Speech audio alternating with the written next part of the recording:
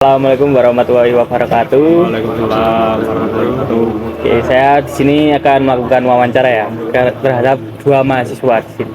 Oke, untuk tema kali ini saya membawakan tema tentang bagaimana pendidikan menjadi hak wajib bagi seluruh warga negara. Pertama kita sesi perkenalan dulu ya. Boleh kalian perkenalkan diri? Mas Afaf. Oke. Terima kasih Mas Haji telah memberikan kesempatan saya untuk menjadi narasumber. Perkenalkan, nama saya Aziz Farhan Ahmad. Saya sebagai mahasiswa Universitas Rawat sebutkan Universitas Negeri Yogyakarta sebagai di Fakultas Teknik. Prodi saya adalah Teknik Manufaktur. Saya sendiri adalah mahasiswa S1 Teknik Manufaktur, S1 Manufaktur semester 2, dan saya sekarang hampir UAS ya. Ini tugas UAS ya Mas? Iya, sama Kita sama anak UNY, keren UNY MBG. Oke, Lanjut untuk Mas Atta. Ya, Atta. terima kasih Mas Haji waktunya. Perkenalkan, nama saya Muhammad Faslah. Saya mahasiswa dari Universitas Sains Al-Quran.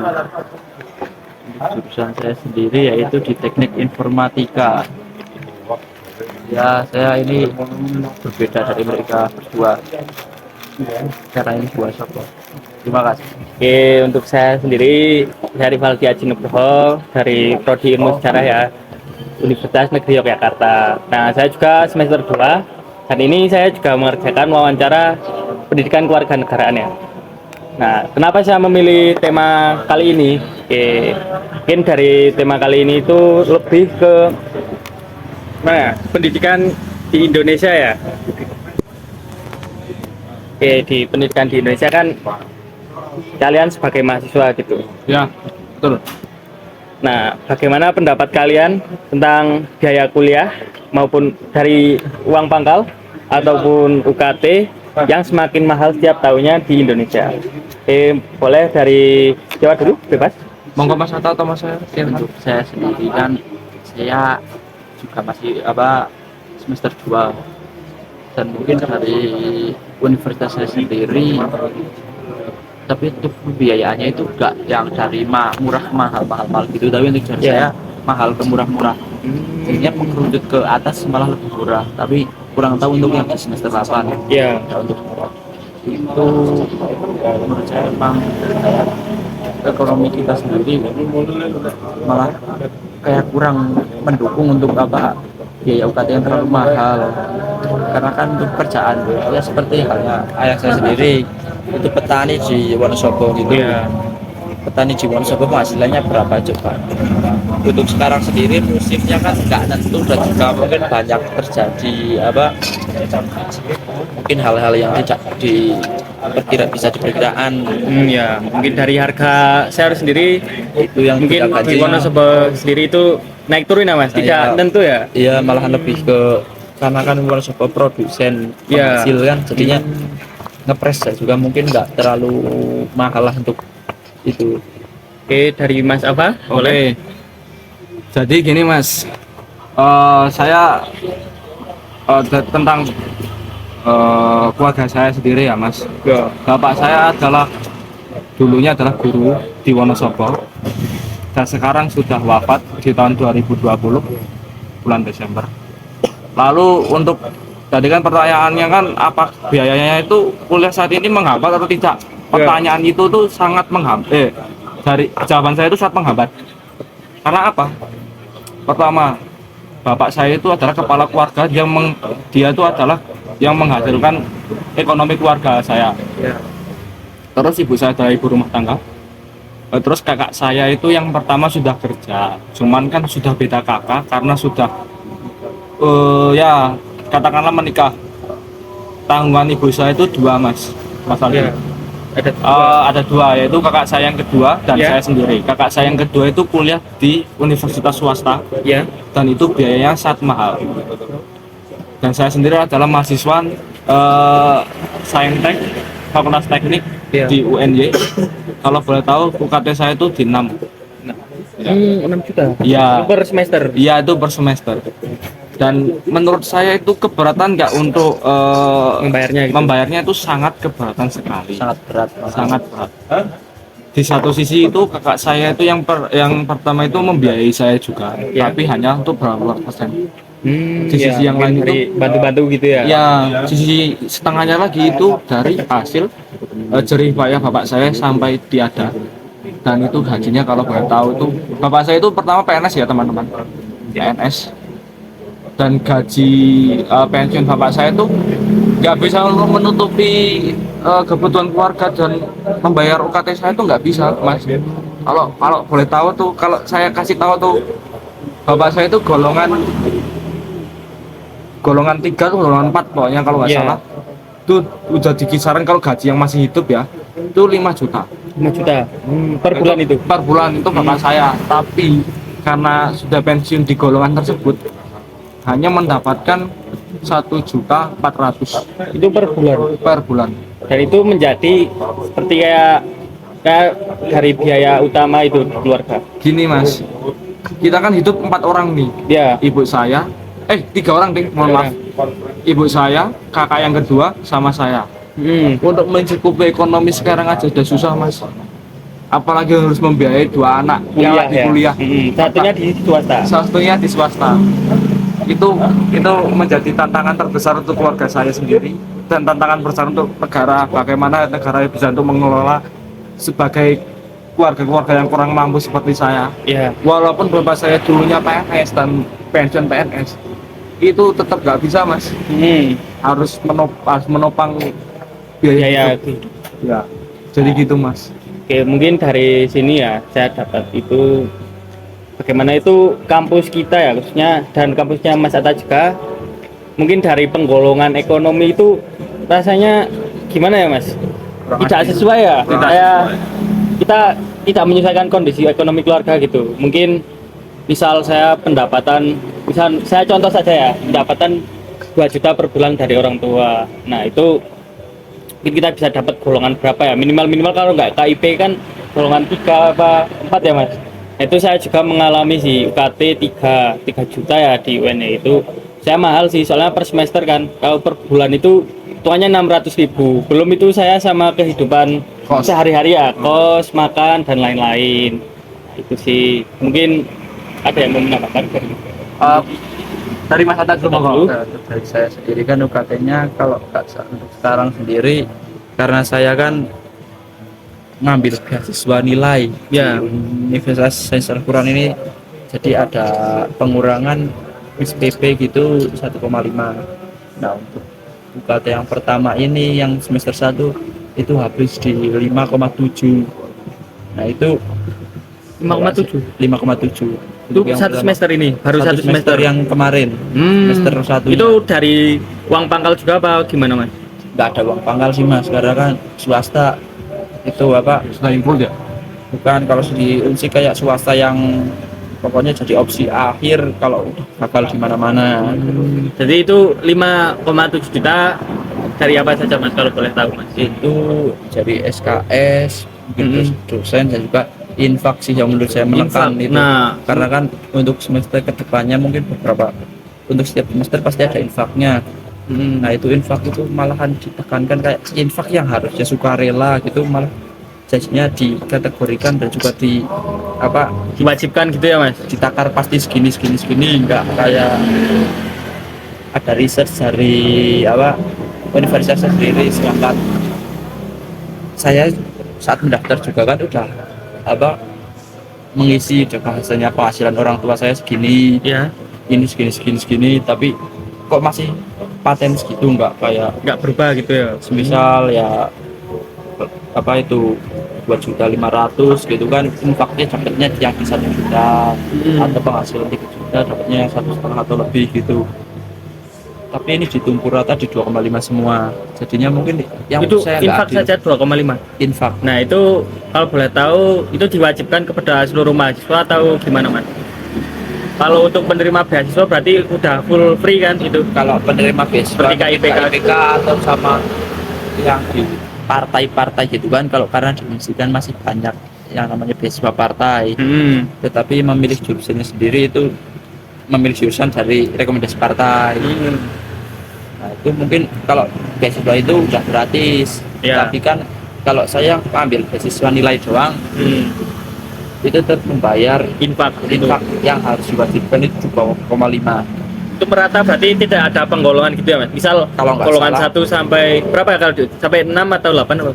Ya, ya Kalau sampai di golongan UNSIP atas gitu. Ya. malahan menurut saya kayak nggak ada golongannya sih mas. Itu Berarti dipukul rata ya? Semua pukul rata. Terusnya mungkin nggak adilnya di situ karena kan untuk apa ngisi kayak penghasilan orang tua berapa, tapi endingnya tetap harus dipaksa segini. Seperti yang kemarin juga kan kalau di UNSIP biasanya itu membayar UKT gitu di akhir semester. Ya. Tapi ini tiba-tiba kemarin itu sebelum puas ini harus bayar semua. Nah itu Cukup merepotkan ya. jadinya cukup merepotkan gitu. Kayak masa ya saya besok kuliah tapi status mahasiswa saya udah nonaktif. Itu gimana coba kan nggak jadinya kayak ya untuk apa kuliah kalau status mahasiswa nonaktif kan. Ini dari Mas Afa gimana? Ya, untuk pendapat saya sendiri ya, ini terutama untuk pemerintah, mohon untuk dipertegas lagi untuk setiap kepala keluarga dilihat seperti saya ini kan kepala keluarga untuk penghasilan pun sudah tidak ada dan saya hanya bergantung kepada gaji pensiunan bapak saya yang sekitar 1,4 itu untuk pemerintah saya menyarankan tolong Pak untuk memberikan Kebijakan yang bagus. kebijakan yang bagus bukan malah mencari program-program kerja yang kurang efektif untuk bagi mahasiswa saya seperti saya sendiri. Saya melihat banyak sekali mahasiswa seperti saya itu udah 2 orang yang keluar karena tidak kuatnya Biaya itu ya. biaya pendidikan yang terlalu mahal. Ya. Dan saya untuk menyarankan lagi untuk kepada universitas sendiri untuk mengerti tentang keadaan mahasiswa sendiri. Karena udah mengisi juga kan mas Ya, Ya. penghasilan tetapi tetap bisa dipertimbangkan. ya betul. Jadi seperti ini mas, saya untuk menyarankan untuk universitas sendiri, saya 2 kali ke admisi Ya. UNY, 2 kali saya diabaikan kepada karyawan admisi UNY. Saya meminta pertolongan untuk bagaimana caranya saya untuk mendapatkan penambahan biaya atau pengurangan biaya perkuliahan, tapi pihak kampus sendiri, saya sangat mohon maaf menyampaikan ini, Ya. sangat mengabaikan.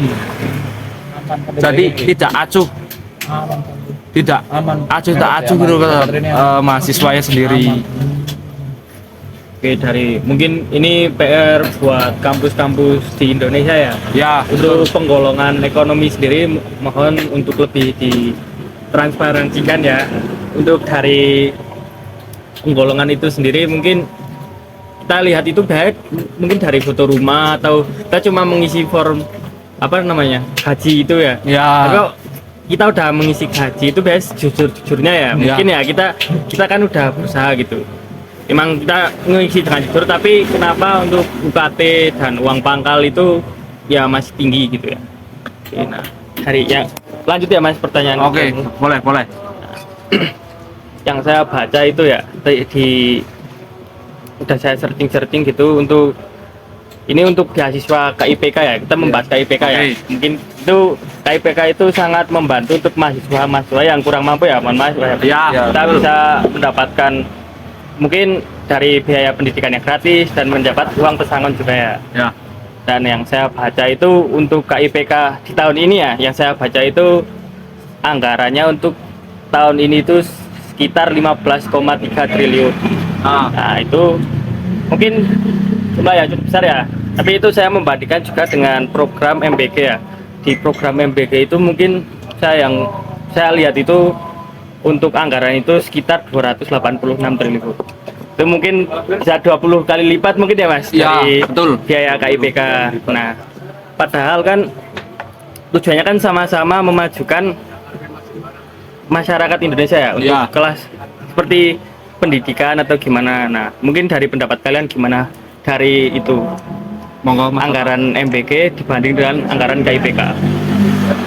pendapat saya sendiri kan, saya juga kan kuliah sambil bekerja. Nah, pekerjaannya sendiri di bidang itu juga kan, di bidang SPPG. Oh ya, mungkin Jadi- teman-teman ini ada fun fact ya dari Mas Atta sendiri merupakan mahasiswa sekaligus untuk di malam hari dia kerja Saya di kerja di SPPG SPPG. Di mana itu Mas? SPPG Bumi Rejo 2 di depan rumah saya sendiri. Itu di Wonosobo kan? Ya, Wonosobo masih.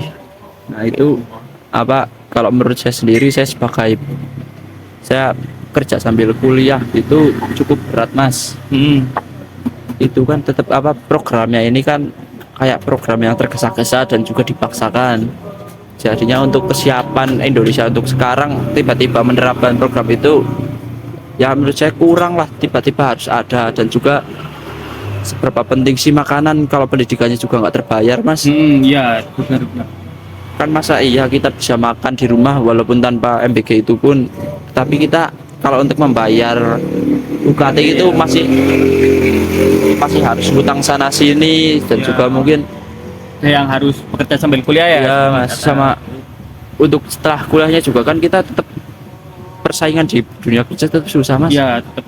Kok masa iya malahan udah susah di pembayaran UKT, susah juga di pencarian kerjanya di Indonesia sendiri. Gajinya juga kan nggak terlalu realistis lah. Kayak apa itu namanya, gaji 2 juta Mas saya bisa bangun rumah, Mas. Ya. Beli tanah aja susah di sekarang. Untuk bertahan hidup saja ya, untuk di ekonomi sekarang ini. Itu Ya, bagaimana makan coba aja kan, pas-pasan. kalau malahan anggarannya itu diseimbangkan ke MBG. Sedangkan saya itu kemarin hampir putus kuliah gara-gara mungkin dikendala keuangan, Mas. Nggak bisa pembayaran itu. Jadinya gimana coba kalau apa itu MBG-nya jalan terus tapi KIPK itu nggak dijalankan. Ya, hitungannya kan kayak gitu. Ya, Jadinya mungkin dari kayak pendidikannya itu ya. kepresnya beneran kepres jadinya kan, karena pemotongannya itu mungkin ya 200 sama 15 itu udah selisih yang banyak loh, apalagi 15-nya itu hanya untuk pendidikan. Ya, 15-nya pendidikan, nah 200-nya untuk makan, sedangkan makan aja di rumah masih ada mampu. ya mungkin dari realita kita di kehidupan masyarakat itu ini tuh ya, kalau dari makan mungkin kita sudah terpenuhi ya. Mungkin dari pendidikan itu yang masih, khususnya pendidikan di jenjang perguruan tinggi ya, untuk biaya itu mungkin masih sangat tinggi ya di Indonesia. Apalagi itu hanya di yang perguruan tinggi, Mas. Apalagi kalau yang di swasta, SMA swasta, SMP swasta, SD swasta. Nah itu Mengingat juga kan kuota berat, Mas. PTN itu sedikit ya Mas, jadi Ya, ada yang dari kota PTN yang di situ ada yang mau tidak mau untuk melanjutkan kuliah itu banyak yang ke swasta ya Mas. Mungkin Ya. dari background ekonomi orang-orang itu berbeda-beda ya, tapi untuk perguruan tinggi itu masih mungkin sangat dibutuhkan untuk semua masyarakat. ya itu pun kalau yang di swasta, Mas. Mungkin juga ada banyak yang teman-teman yang di negeri, walaupun di negeri juga tetap ada kendala gitu kan, tetap masih banyak kita jumpai. Ya, Kerasa lah. Itu harusnya kan tetap ada bantuan. Kita kan udah bisnis gaji mak orang tua, penghasilan orang tua mungkin apa, tapi memang coba kita lihat aja UMR Wonosobo segini yang kalau nggak salah itu 2,200-an kalau nggak salah. Nah, itu untuk survive sendiri itu sudah susah, Ya. apalagi untuk bayar yang mungkin ya kayak satu kali gaji, masa ya 1 bulan kita nggak makan. Iya benar. Dari biayanya itu sendiri Iya. sangat besar. Sedangkan kalau mungkin MBG gitu kan nggak penting, kayak jadinya itu memang program hanya untuk keuntungan pribadi pemilik dapur yang mungkin ya Mungkin seperti ada investor ya. Ya, Saya nggak mungkin tahu ini banyak. kalau dari MBG itu investor apa gimana itu Mas? itu Dari kan jadinya kalau itu menurut saya, pendapat saya sendiri, ya. itu kayak apa, keuntungan bagi antek-antek yang masuk di partai-partai gitu sih, Mas. Karena kan pada dasarnya pun kita dapat izin membuat dapur gitu pasti izinnya susah. Ya, pasti Harusnya ada dapat izin susah, itu juga kan. dalamannya juga harus kuat, Mm. untungannya juga lumayan itu, Mas. Kalau SPPG yang kemarin viral kan itu 6 juta per hari, Itu dari keuntungan. 6 juta Iya. per hari, sedangkan warga kita kerja banting tulang gitu 1 bulan kok malah cuma 2 juta, Mas. Gimana coba? Iya, selisihnya itu loh. sangat besar. 200 triliun banyakan loh, itu banyak loh Iya, Mas. hanya untuk program Yang pemerintah. mungkin kurang masuk untuk di era sekarang, karena kan era sekarang butuhnya itu program kerja, bukan program itu. Iya, benar. Sedangkan MBG gitu atau program MBG ini mungkin cuma kita dapat apa, lapangan pekerjaan itu kalau nggak salah kurang lebih 100.000, kalau nggak berapa ribu gitu kan Mas, kalau nggak 1 juta sampai 1 juta gitu lah, itu cuma menutup segitu Mas. Kira-kira kan tetap banyak orang yang tetap nggak bisa melanjutkan pendidikan daripada makan, Iya, benar. mungkin itu Mas.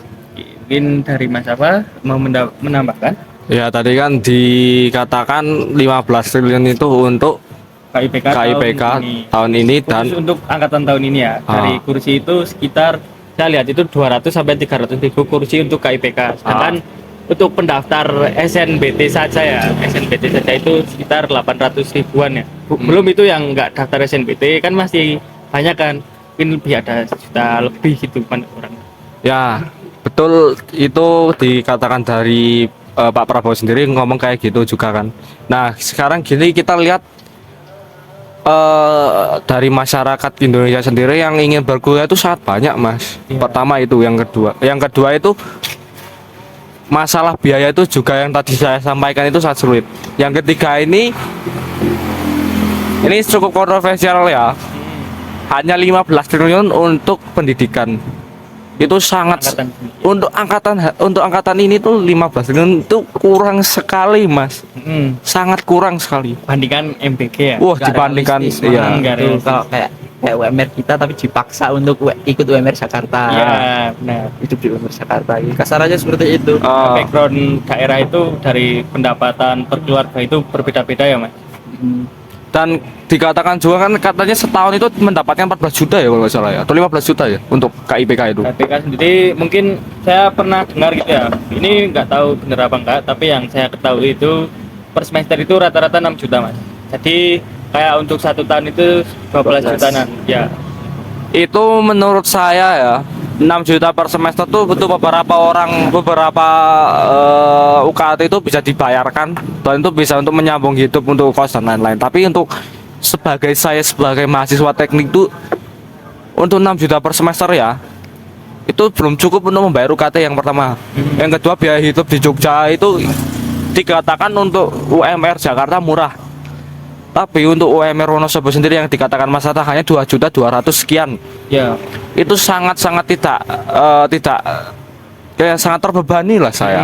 Terus yang kedua itu gaji pensiun bapak saya itu nggak mencukupi juga. Untuk mau menambahkan KIPK 6 juta pun kurang mencukupi. Ya. Biaya hidup saya itu sangat mahal. Mungkin dari ya problematika apa saat ini ya yang saya lihat itu banyak di masyarakat itu dari bagaimana pemerintah itu memilih penerima KIPK ya. Ya. Saya tidak tepat sasaran kan Mas. Betul sekali, tidak sangat tidak tepat sasaran. Saya akan ceritakan ini langsung ke jenengan semua dan ini fakta ya. Teman saya itu ada yang anggota keluarganya DPRD daerah Wonosobo. Dia mendapatkan KIPK, kehidupannya dia lebih glamor dibandingkan mahasiswa pada umumnya. Setiap hari ya, mohon maaf ini saya sampaikan ya, hampir setiap minggu dia masuk ke klub di daerah Jogja dan dia senang-senang sama teman-teman cewek-ceweknya juga. Itu sangat bertimbang kebalik kepada saya sendiri yang seorang mahasiswa yang setiap non KIPK saya mengajukan KIPK pun sulit. Nggak bisa kesana kesini, saya mendapatkan beasiswa pun saya gagal 3 kali teman-teman. Itu hati saya tuh berkata, kalau bahasa Jawanya tuh cok su, kayak ngopo, kowe iki entuk opo nang ngene, kowe iki apa? Kowe iki wong sugih, aku iki wong kere. Aku iki berusaha nggo semaksimal mungkin, kowe malah sule-ale. Di hatiku langsung bajingan. Gitu Mas. Ya. Itu sangat tidak kayak itu kurang meratanya, itu sangat asik pokoknya. Saya tuh kalau misalkan ditawarin pengen hidup di mana langsung saya pengen ke Jerman Mas. di Jerman tuh malah Pendidikan gratis. pendidikan gratis. Terus saya sebagai seorang teknokrat pun saya sangat suka di Jerman karena Jerman salah satu pembuat teknologi yang sangat gila menurut saya di bidang permesinan dan manufacturing sesuai dengan penjurusan saya, passion saya. Oke. Mungkin Lanjut aja. Mau lanjut atau gimana? Ini kalau saya mendapatkan untuk saran untuk sebuah negara ya, saya sarankan dulu jangan pernah menggunakan program, jangan pernah membuat program yang tidak sesuai dengan harapan masyarakat yang pertama. Kebutuhan. Untuk dan kebutuhan tadi kan menyimpang dengan ini, ya simpangannya tadi MBK 200 triliun dan pendidikan 15 triliun. Programnya untuk Pak Prabowo dan Mas Gibran tadi kalau dilihat dari tahun pertama itu yang diutamakan dulu ya, ini menjadi kontra supaya masyarakat seperti kita ini. Yang diutamakan adalah makan bergizi gratis dan ketahanan negara. Oke, katakanlah ketahanan negara itu penting. ya. Tapi sepenting apa ketahanan negara itu di Indonesia? Sebagai di Indonesia ini menurut saya tuh non-blok damai. non-blok loh, damai loh. Tapi kenapa gitu harus pertahanan negara? Yang kedua yang menjadi kesimpangan untuk itu yang menjadi yang kayak yang tidak utama lah ya. Kenapa harus pendidikan dan kesehatan? Ini yang saya pertanyakan. Kenapa harus itu? Kenapa yang kudu diutamakan tuh dua bidang tersebut? Tapi yang pokok utama yang sebuah negara ini berjalan itu harus pendidikan dan kesehatan. Itu kenapa itu? Saran saya itu yang pertama untuk negara ya, tolong utamakan pendidikan dan kesehatan. MBG boleh diutamakan, tapi yang untuk yang poin kedua itu pertahanan mohon untuk jangan diutamakan. Ya emang itu salah satu ya pentingnya untuk negara sebuah berdiri kan harus ada ketahanan juga ya Mas. Tapi masa kita harus bertahan tapi tidak berpendidikan untuk apa? Untuk apa kita hidup di negara yang banyak sumber dayanya tapi tidak bisa diolah dan dimanfaatkan. Saya sebagai mahasiswa teknokrat sangat tidak mendukung hal tersebut ya untuk MBG dan untuk ketahanan, karena yang kita perlukan sekarang adalah berpendidikan dan kesehatan. Begitu Mas Aldi. Dari Kapten mau Mas Ata? Ini saya sangat sebentar ya. Lanjut, Mungkin Mas. dari MBG itu menurut Masnya itu kalau berjalan tidak apa-apa gimana? Soalnya kan kata orang ya, saya pernah lihat di podcast orang itu katanya MBG itu tidak apa-apa dilaksanakan ketika pendidikan Indonesia itu sudah stabil dan sudah bagus. Oke, saya setuju tentang pendapat tersebut dari podcastnya orang-orang itu. Saya sangat setuju. Karena apa? Sekarang gini aja Mas Aldi, setiap ganti presiden di Indonesia itu programnya itu seperti beda-beda. Nah, jadi menurut saya kalau mau programnya beda-beda, tapi untuk pendidikan dan kesehatan itu jangan dibeda-bedakan. Jangan yuk program dari presiden A terus ganti ke periode selanjutnya presiden B yang terpilih, mohon maafnya. Itu jangan dibedakan untuk pertama pendidikan, kedua kesehatan. Karena jadi utama ya harusnya. itu yang menjadi keutamaan. Karena sebagaimana negara itu bergerak tuh pendidikan harus utama sama kesehatan harus utama Mas. MBG boleh tidak utamakan, bisa dilaksanakan terus menerus boleh, tapi yang diutamakan adalah pendidikan dan kesehatan. Itu Dari Mas Aldi. Mas Atta gimana? Lanjut Mas Aji dulu. Oh, kita lanjut ke sesi pertanyaan aja itu gimana? Karena durasinya sudah mulai hampir. Iya ini. Mungkin dari itu cukup ya. Mungkin saya ke Mas Atta ya untuk pendapat Anda itu saran-saran untuk pemerintahan itu gimana untuk mengatasi situasi saat ini di pendidikan. Kalau di pendidikan sendiri kan pendidikannya kalau Indonesia kan yang sekarang kan eranya katanya mau menuju Indonesia emas. Nah kalau dari pendidikannya sendiri itu malah cemas jadinya. Karena kan ya support dari pemerintah kurang menurut saya sendiri, ada tetapi kurang. Itu salah satunya membuat saya kayak lebih kurang percaya jadinya sama pemerintah sekarang. Tapi apa seharusnya itu pemerintah itu menekankan Di pendidikan. itu ya. fokus untuk saat ini ya, di Iya. era saat ini ya. Iya, kayak mungkin ya kita kan tetap bisa, kita kan negara non blok gitu, jadinya tetap bisa apa saling berkolaborasi sama negara lain, misal di bidang pendidikan sendiri kayak apa, kalau misal apa kita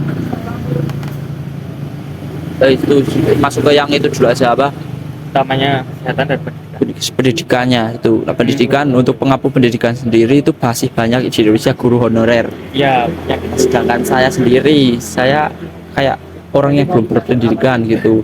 Sedangkan guru honorer itu mungkin banyak yang sudah menempuh ya sarjana gitu kan, itu udah biayanya udah mahal. dan untuk mungkin Nah, itu dari mungkin kerjanya itu Iya. untuk pendapatan belum menentu ya. belum menentu, malah gak cukup lah mas saya mas.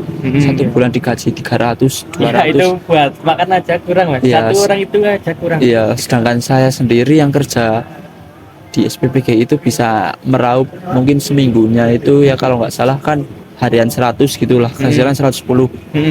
Itu satu bulan kalau kita berangkat full nggak ada libur-libur gitu, itu kita mendapatkan gaji 2,6 Bersih. bersih. Nah, udah nggak ada potongan-potongan. Nah, sedangkan guru honorer aja masih banyak dan juga gaji masa ya 300 sampai 500 hidup aja udah susah mas. Mungkin Untuk pemerintahan. di itu apa kita ditinjau lagi di guru honorer gitu kayak agar mendapatkan ya fasilitas dan juga mungkin didengarkan dari Ya, pemerintah. dan teman yang layak ya. Ya, mungkin itu aja sih mas, karena kan pokok dasar pendidikan itu dari gurunya dulu, Nah, baru yang diampu apa itu masih insya Allah bisa untuk depannya. oke teman-teman, mungkin itu saja wawancara pada hari ini. Terima kasih untuk Mas Rafa dan Mas Atta ya, telah menyempatkan waktu pada malam hari ini. Oke, mungkin saya meminta maaf jika ada kata-kata yang kurang berkenan di hati Anda, dan mungkin itu saja.